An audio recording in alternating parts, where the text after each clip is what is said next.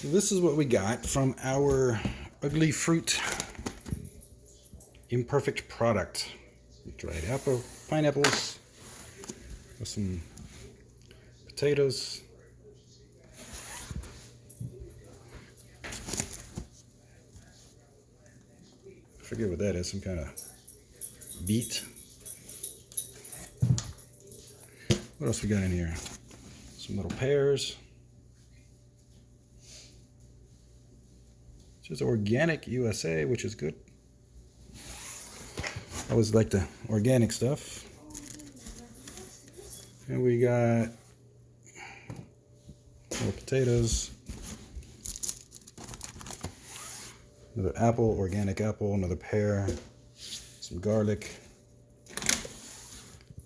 some raw, unsalted almonds, another apple.